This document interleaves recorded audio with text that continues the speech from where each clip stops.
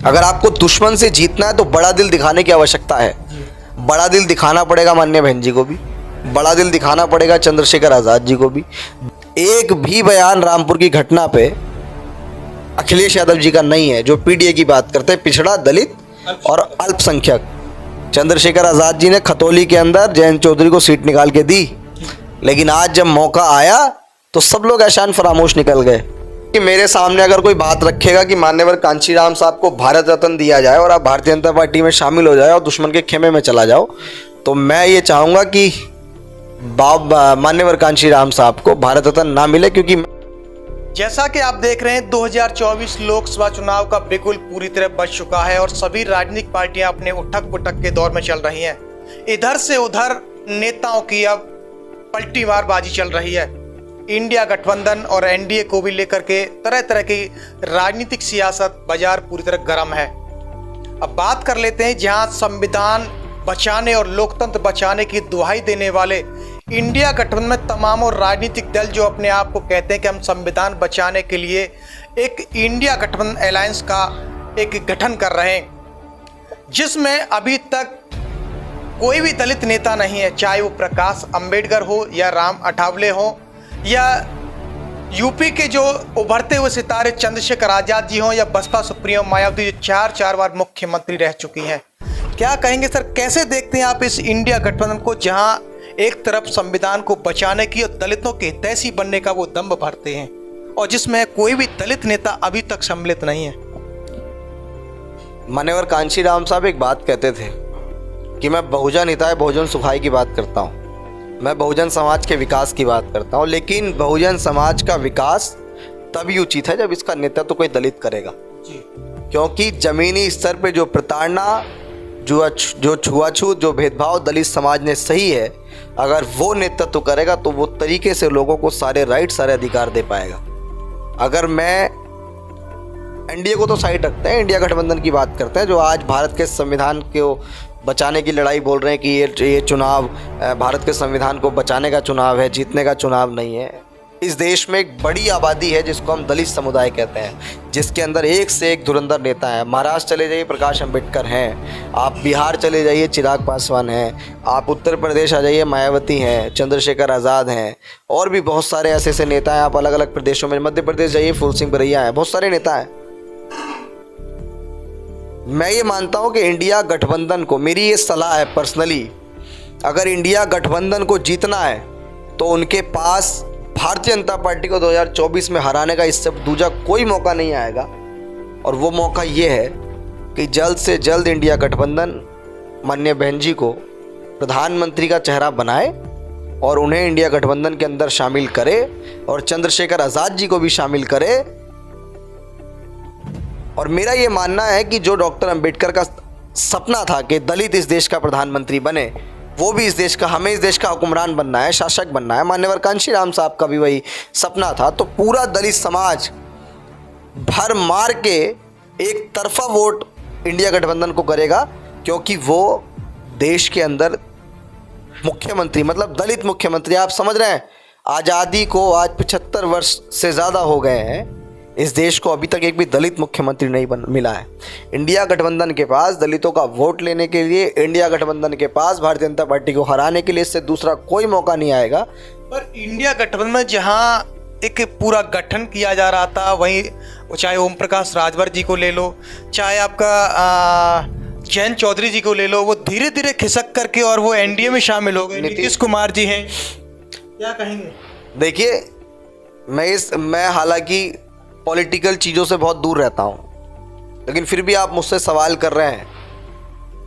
मैं ये मानता हूँ कि भारतीय जनता पार्टी से तमाम लोगों को सीखना चाहिए। आज तमाम लोगों को बड़ा दिल दिखाने की आवश्यकता है। अगर आपको दुश्मन से जीतना है तो बड़ा दिल दिखाने की आवश्यकता है। बड़ा दिल दिखाना पड़ेगा माननीय बहन जी को भी, बड़ा दिल दिखाना पड़ेगा चंद्रशेखर आज़ाद जी को भी, बड़ा दिल दिखाना पड़ेगा अखिलेश यादव जी को भी, और बड़ा दिल दिखाना पड़ेगा राहुल गांधी जी को भी। क्योंकि अगर आज आप तमाम लोग अपने अपने अहम में रहे तो ना आप जीतोगे। और अगर आज वो एक कहावत है कि हम तो डूबे डूबे तुमको भी ले डूबे सनम, तो अगर आज दलित पॉलिटिक्स को दरकिनार करते हुए सोचेगा इंडिया गठबंधन की हम जीत जाएंगे, तो बिल्कुल मैं सिरे से बाइकआउट करता हूं। अगर दलित समाज की भागीदारी इंडिया गठबंधन के अंदर नहीं होगी, अभी तक तो नहीं हुई है उसमें, और मैं कह रहा हूं आने वाले समय तक भी नहीं होगी, तो भाई मैं तो सबको यही सलाह दूंगा दलित समाज के लोगों को कि जब दलित समाज की उसमें भागीदारी नहीं है तो हम क्यों उसमें वोट करेंगे। जिसकी जितनी संख्या भारी उसकी उतनी हिस्सेदारी की बात हमारे रहबरों ने की है। तो इस देश में हमारी संख्या के आधार पर अगर इंडिया गठबंधन संविधान की बात करता है, दलितों की बात करता है, तो हमारी इस देश में जितनी भागीदारी उसके आधार पर हमें सीटें दे, समाज को सीटें दे। चंद्रशेखर आज़ाद है उनको ले, मायावती जी हैं उनको ले। क्या तुम ही सारी अपनी शर्तें रखोगे? ये समाज के लोग अपना कोई नेता तो नहीं रखते हैं, इनकी भी तो शर्तें हैं। जिस तरह से भीम आर्मी चीफ चंद्रशेखर आज़ाद ने रामपुर खतौली में और अखिलेश को समर्थन दिया था, सपोर्ट किया था, उनके लिए प्रचार प्रसार किया था, नगीना सीट पर लड़ रहे चंद्रशेखर आज़ाद को अखिलेश यादव ने किसी तरह का कोई समर्थन दिया है, क्या कहेंगे? देखिए, ये उनका निजी विचार है कि वो किससे गठबंधन कर रहे हैं। पॉलिटिक्स में सारी चीज़ें जायज़ हैं, लेकिन मैं तो अखिलेश यादव जी पे ये कहना चाहता हूँ कि आप पीडीए की बात करते हैं, पिछड़ा, दलित और अल्पसंख्यक। तो अखिलेश जी मुझे ये बताइए कि अभी तक आपने रामपुर के अंदर जो घटना हुई उस घटना पे कोई बयान क्यों नहीं दिया? एक भी बयान रामपुर की घटना पे अखिलेश यादव जी का नहीं है, जो पीडीए की बात करते हैं, पिछड़ा, दलित और अल्पसंख्यक। क्या वो व्यक्ति दलित नहीं था जिसको गोली लगी थी? आप सबकी बात कर रहे हैं। तो पिछड़ा, दलित, अल्पसंख्यक कहना बहुत आसान है, लेकिन सही मायने में अगर आप उनकी लड़ाइयों को लड़ना चाहते हैं तो दिखाइए ना बड़ा दिल।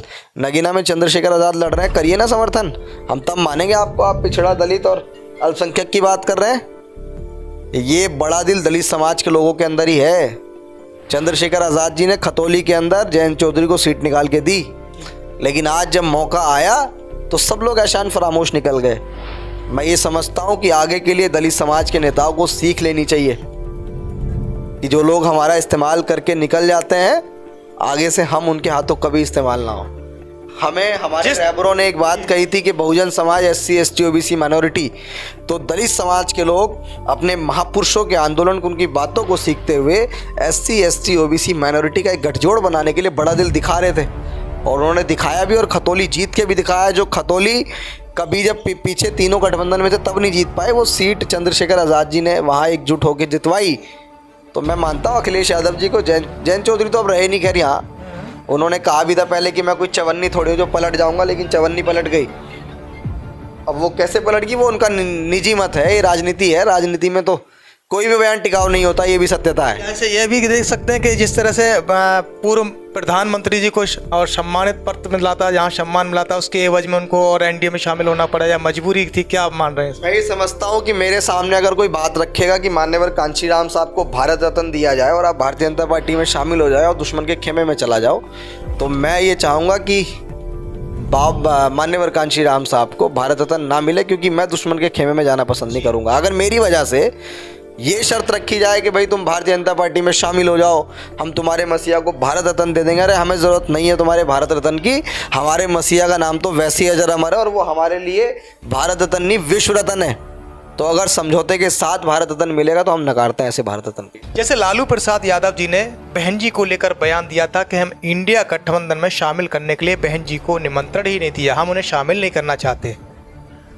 और जहां कुछ लोग यह कह रहे हैं कि हम बहन जी को शामिल करेंगे इंडिया अलायंस में, ऐसे कैसे देखते हैं आप इन्हें? देखिए, मैं एक और बात बता दूं आपको, आपको लोग कब कमजोर मानते हैं? जब आप एकजुट नहीं होते हैं।